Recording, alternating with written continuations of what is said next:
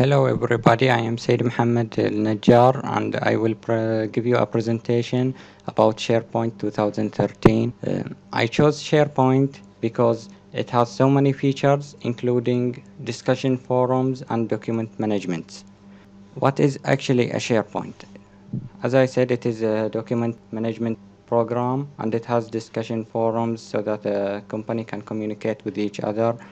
The company's employees can communicate with each other, and it's a web application platform in the Microsoft Office server suite. It was launched in 2001, evolved from the code names of Office Server and Tahoe. SharePoint history. It has a long history. Since before 2001, it wasn't really a program, it was just a project that they were working on. And as I said, the names for it was Tahoe. Okay, so in 2001, when it was first launched, it was Microsoft SharePoint Portal Server 2001. It became after that Teams Services 2002, and after that it becomes Windows SharePoint Services 2.0. So on it progressed 3.0, and SharePoint Foundation 2010. 2013 is the one we are using now. The one we're going to use. And Microsoft SharePoint Foundation 2016 is the newest one currently to this day. Hardware requirements. It will require you an 8 gigabytes of RAM minimum, unless you're not going to use it in a company. Like me, I'm only testing it at home, so I only needed like a computer with 6 gigabytes, and it runs perfectly without even any crashes or problems. 4 cores for the processor with 64-bit, and hard disk space 80 gigabytes. I recommend more hard disk space because you're going to store documents in it, and you might also need in the future to extend these hard disk spaces. The minimum requirements for a single server with built-in database is a Windows Server 2008 R2. They say it crashes in it in parsing processes. And Windows 2012.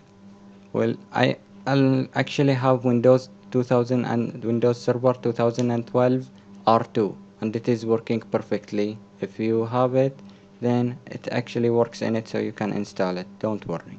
And a fix for IIS 7.5 configurations, and SQL Server 2012 2008 R2, or next editions of it. I have Microsoft SQL Server 2014, so I used it for it already and it worked.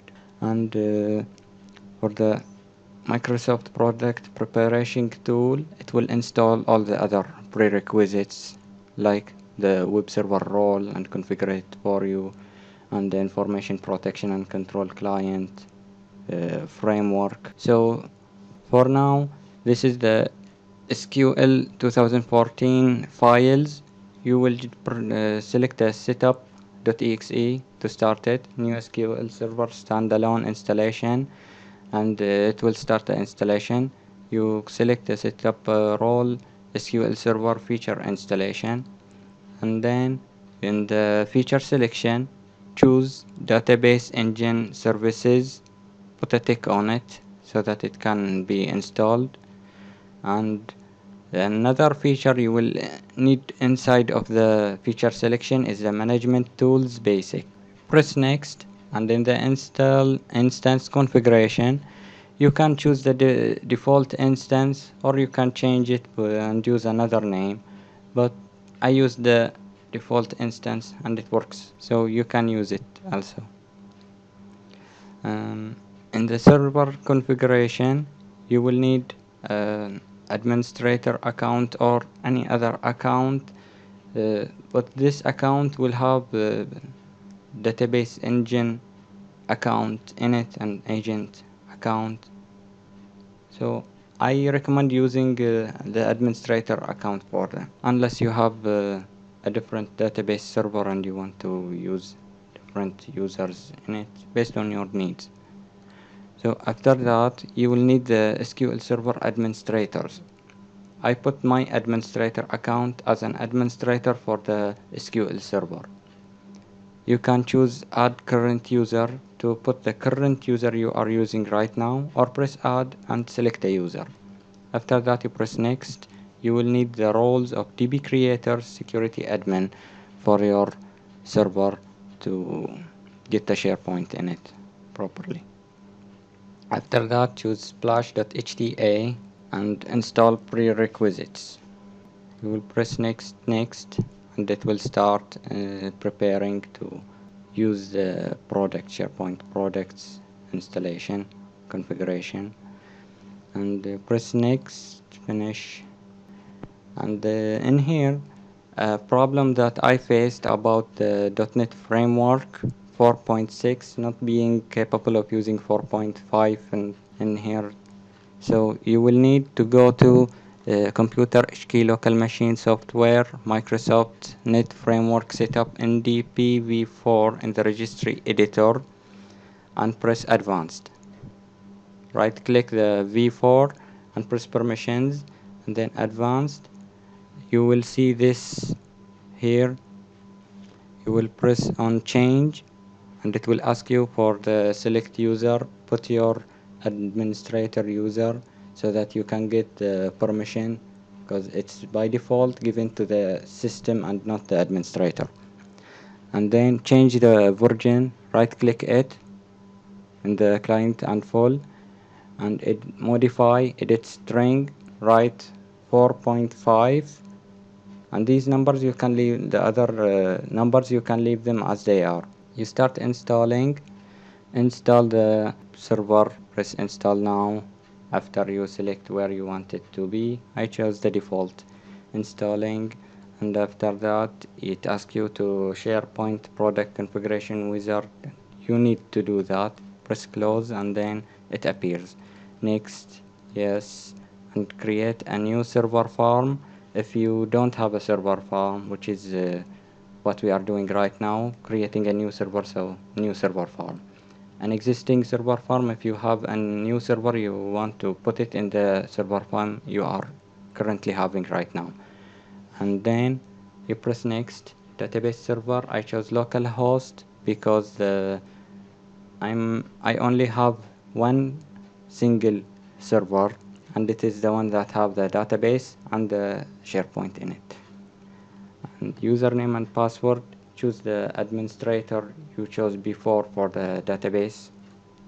And the passphrase is a code so that you can prevent anybody from entering your server farm with his server just normally. He will need to enter this, so try to remember this if you need to add more servers later. The port number, you will require it to enter the site, the web application you are going to use later. Then press next, finish. And with this you finished installing the server for you. It will send you to the welcome page of the server farm. Okay everybody, this is the home page for the account, the SharePoint that we will be making, that we made. The application, you will write here the server name in 2 dots, and then the port number for the server you're trying to access. I'm accessing the server from a Windows 10 and not using a Windows server to access it. So I'm like a client in this phase, but I can log in using the system account and also configure what is needed. So for now, while if you need to create a new site, you can do it like this. How do you want to configure? Start the wizard.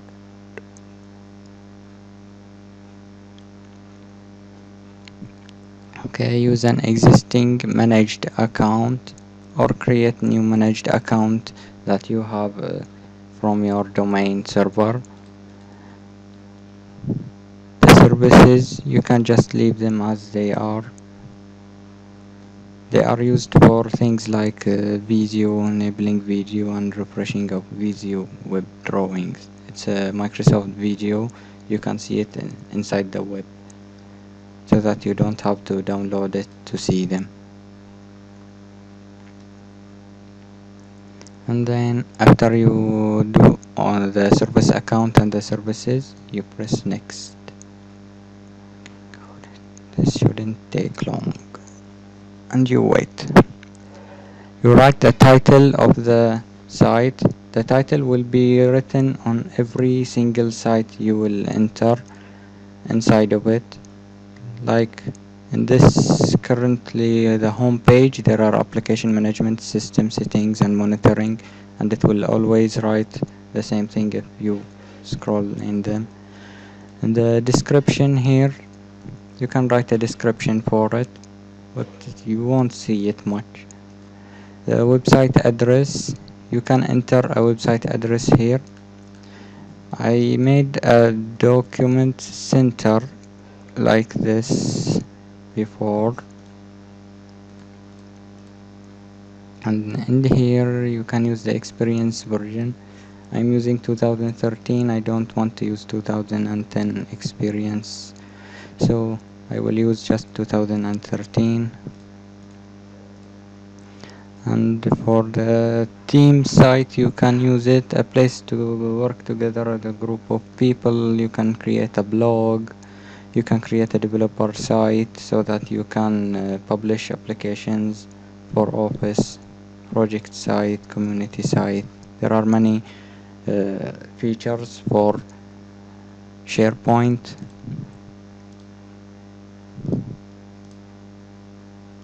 But for now, what I will explain is the main things that you will use most of the time. You will need a project, a community site so that you can communicate with each other, and an enterprise document center. That's what I made. And after you press on it and create it,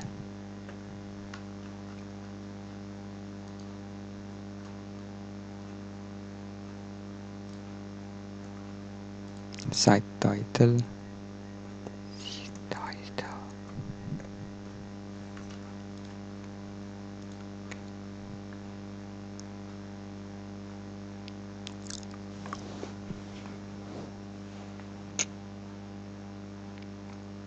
and you wait for it.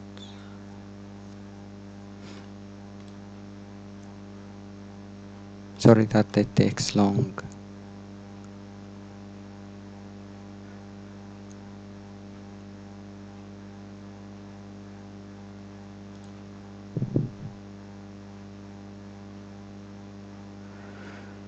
Well, anyway, this is how it will look like after it's finished. So this is a one that I have already made. You can go to the documents and add a new document here, like this. If you have the same picture already there, you can just replace it or don't upload.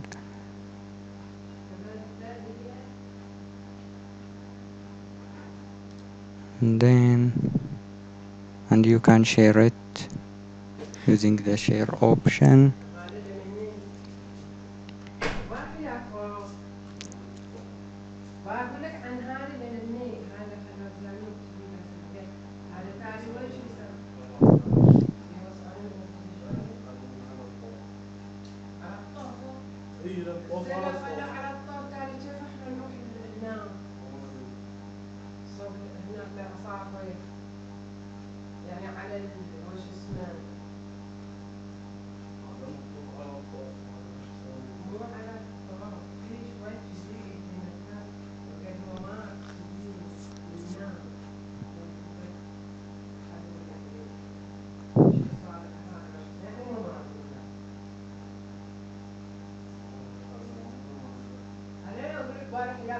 شوف، وأقول لك بشرح لك. الحين هذا وش السالفة يخلون هذا جدول جديد؟ وش يعني حتى يعني واحد هذا ما ما يقدر عليه يصور شغل، وين؟ هذا بيعدون بيعدون يعني الطوف وش؟ على الطوف، هذا الطوف على الطوف، هذا بيكسرون على دولة جسارة بيخلون على طاولة. هم الحين ايه قال لي انا مسيلين زين الهدمات هذه كيف نقدر نروح على المكان؟ ما يصير.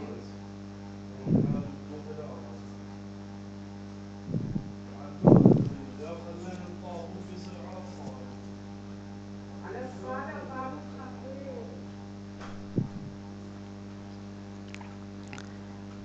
You can write here whom you want it to be shared with, like user, and it will give you suggestions with the name of the person. This is user 2 and this is user 1. When you write just user, it will display all of the suggestions you have inside of here. User 2, it will show only user 2, and when you write user 1, it will show only Ali Jamil. You can choose if you want him to edit it or just view it also, and by that he can access it. And you can give access to the people using the share button above here. If you don't do it, you will be the only one that can access your site. All other users will not be able to even see anything here. Even if you share something with them, they will not be able to access it because they cannot access the site to see it. I have shared it with the user 2, but I can also put user 1 like this, and then you press share, and now it is shared with another feature that you can do. Oh, I see this finished after all.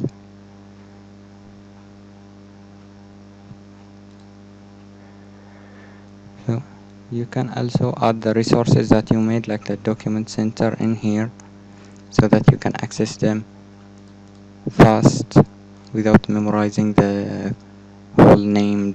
Docs center sites red beasts like this every time you will want to write in there. You can just paste it here, the name of the site URL, and then its description, like canned document center, and save.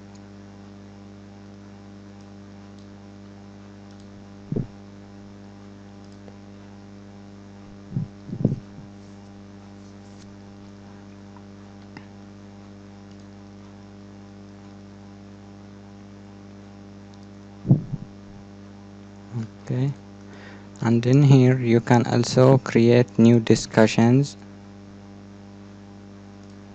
with the subject, like my discussion subjects.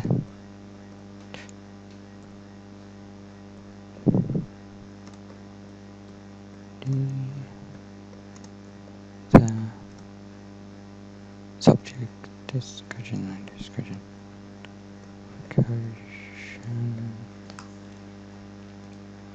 asking, and I want to get answers from other members, or I don't want to. Save.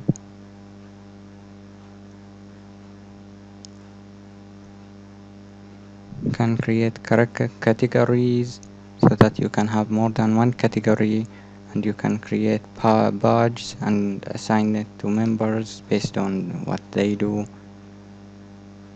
Things funny like that you can do in it.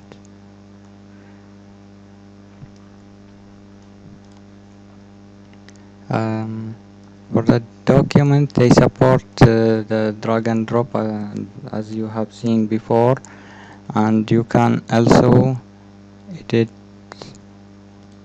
users. Where are they? Like Jasim Muhammad in here, and then edit item. You can change his name, give him an email, a mobile number, about him, a picture. You will need a URL for the picture. So for the other one, I have already finished these things and gave them. You can also delete him from there. Is it Ali Jamil? I have given him. See, Ali Jamil, I have given him an email and a mobile number, and I have written about him and the department and his job title. You can write them here, and then a picture. You can give him a picture from the internet also by just entering his uh, URL of the picture itself, and it will be added.